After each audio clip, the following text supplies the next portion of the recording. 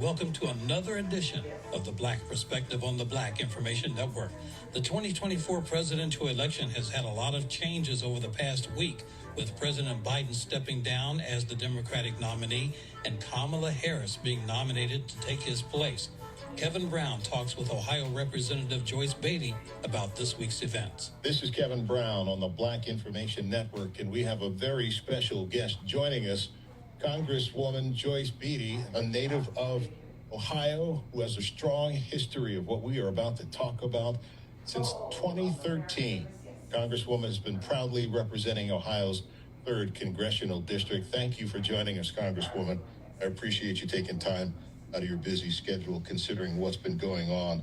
Have you had a chance to take a breather, considering everything that's been happening? I have not been able to take a breather because we have just been inundated with calls, appointments, the media, questions and answers. But it's been fine because this is a historic moment in my life that we are doing what we're doing right now in the United States Congress on the House floor. Of course, with President Joe Biden announcing that he would no longer be our candidate for his second term, has kept us quite busy. Did you have any inkling that this was coming, or were you as surprised as everyone else? I think I'm somewhere in between. While I was surprised because I was, as you've heard me say many a times, riding with Biden. And I meant that because of all that he has done for our democracy, for this country, and for me personally. I'm a very close friend to President Biden. But I was not surprised because he had recently said if people that he was close to, his health, his family, then he would take it into consideration. So as those things appeared to happen, I was not shocked. I was surprised at the time and when it happened. This is the Black Information Network. I'm Kevin Brown, and we are speaking with Congresswoman Joyce Beatty, who is representing Ohio's 3rd Congressional District. Do you believe that the enthusiasm, when you raised $250 million in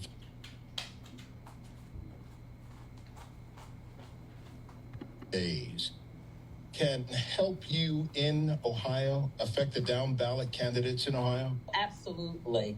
And not only from having the large amount of money, but I think when you have the synergy and the energy that we have, just this past Sunday, 44,000 Black women got on a phone call and stayed on the call.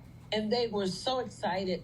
My own phone probably received 700 of my friends saying, I can't get on. Oh, I'm on. Oh, I hear you. What can we do? That was the part that makes me feel, yes, it will help the down ballot.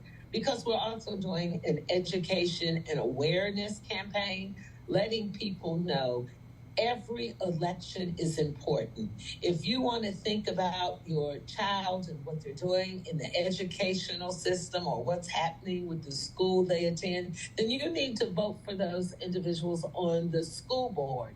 If you're concerned about housing in your city and housing legislation that's holding money back, then you need to vote for your city council, your state representative, and your congressional person.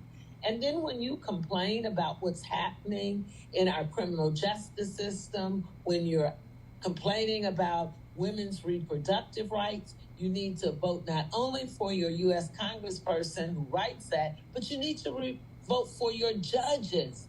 It is so critical that you vote in every area. And after all, we learned in the elementary school or early junior high that there's 3 branches of government, and we need to vote in each and every one of them. And I think that's what this is doing, because people are excited about Ketanji Brown Jackson. So now they understand what can happen when you have judges in the pipeline.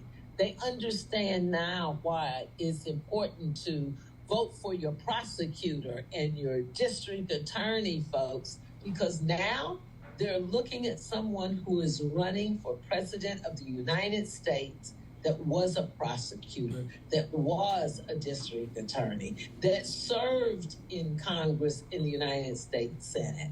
And so I think it's telling a story of how she got there and how we helped her get there. Congresswoman, what advice would you give the vice president on a running mate, and how could that impact Ohio? I think if I had my way and could wave a magical wand to say, this is who's going to be her running mate, I would say someone from the Rust Belt.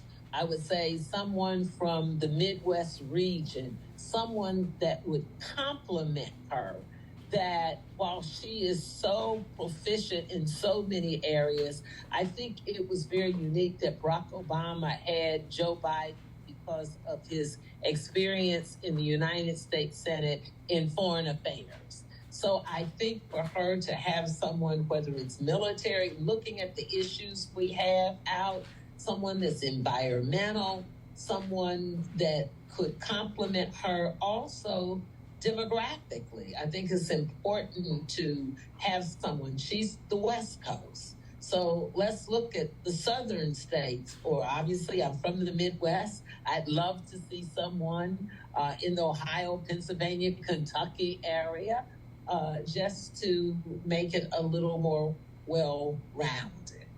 Thank you. And finally, if Ohio residents want to help the ticket, what should they do? Is there a website? What should they do right now?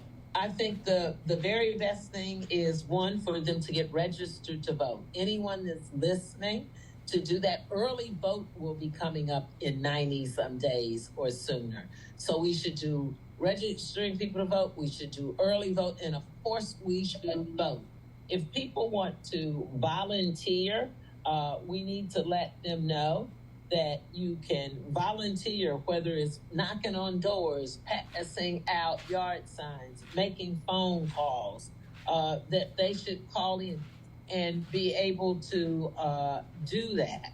Okay, and before we go, I know it's been busy, but I want to say congratulations on the $22.8 million in federal funding for the electric bus infrastructure. Yes. Thank you for saying that. And let me just say that I'm glad you said that. That's another positive thing that Vice President Harris had her fingerprints on. So many people don't understand when you are a vice president, your role internally is moving things and making things happen. And the public doesn't see that always. But when we talk about the community dollars, when we talk about the federal fundings that came from the Department of Transportation, when we talk about the infrastructure bill, Vice President Harris was engaged and in the room on every one of those allocations, because remember, after all, she served in the U.S. Senate, so she understands that process. Well, thank you very much for spending precious moments with the Black Information Network listeners. Former chair of the Congressional Black Caucus, Congresswoman Joyce Beatty. Be well. Thank you very much. Thank you. Thanks, Kevin.